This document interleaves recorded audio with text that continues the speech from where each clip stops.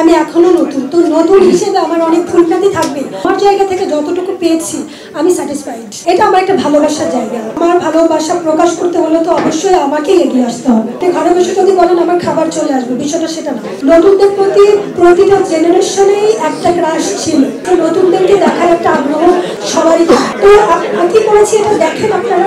আমি আমার এই ফিল্ম নিয়ে প্রথম থেকেই আমার একটা আশা ছিল, এবং আমি যখন কাজটা শেষ করেছি, যখন থিয়েটার পর্যন্ত আমি এনেছি, আমার তখন প্রত্যাশার জায়গাটা আরো বেশি বেড়ে গেছে। মানে আমার যতটুকু ছিল, এখন আমি পুরো ফিল্মটা দেখে আমার সেই প্রত্যাশার জায়গা আরো বেড়ে গেছে। যে আমি কি ভেবেছিলাম, আমি ভেবেছিলাম 70-80% হয়তো আমি পাবো। তার কারণ আপনি একটি গল্প যেটা শুনবেন, মেকিং এ গিয়ে তো আপনার অনেক ধরনের হজবরল হয়ে যাবে, স্বাভাবিক। আপনি শুটিং করতে পারবেন না, আপনি যেভাবে চাচ্ছেন সেভাবে আপনি দিতে পারবেন না আউটফিট। তো ওখান থেকে আমি যেটা ভেবেছিলাম যে হয়তো আমি গল্প যেটা শুনছি, আপনি আমাকে হয়তো 70-80% আপনি দিতে পারবেন। বাট যখন আমি নিজে ফিল্মটা দেখেছি ওভারঅল, তখন আমি নিজেই আমার মনে হচ্ছে যে আমি এখান থেকে আমি 100%ই পাবো। আর তার সব থেকে একটা বড় কারণ, আমি হিসেবে এখনো নিউ কামার, আমি এখনো নতুন। তো নতুন হিসেবে আমার অনেক ভুলভ্রান্তি থাকবে।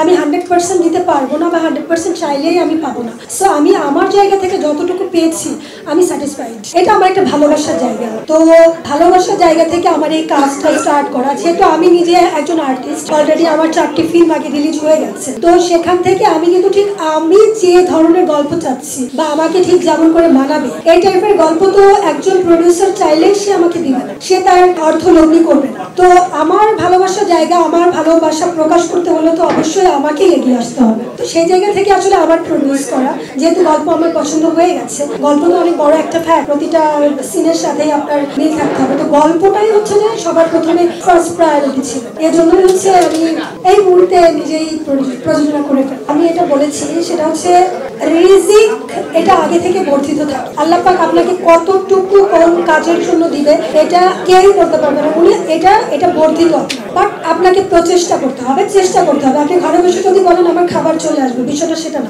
আপনি আপনার এফোর্ট দিবেন, আপনার এটার জন্য প্রাপ্যটা আল্লাহ পাক আপনাকে দিবে। তো আমি মনে করি আমি যতটুকু এখানে দিয়েছি, আমার যতটুকু রিজিক বর্ধিত আছে, এটা আমার কাছে আসবে, সেটা যেভাবেই হোক। তো আমি এটা নিয়ে আসলে খুবই চিন্তিত না।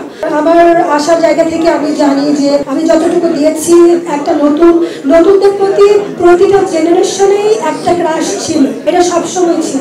এটা আপনি সালমান শাহ স্যার বলেন, শাবনূর ম্যাডাম বলেন, যখনই বলেন, সবার প্রতি ছিল। তো আমরাও হিসাবে নিউ কামার, নতুনদেরকে দেখার একটা আগ্রহ সবারই থাকে। কি করেছে, তো কি করেছি এটা দেখেন আপনারা, দেখে নেন, আপনারা রিভিউ দেন।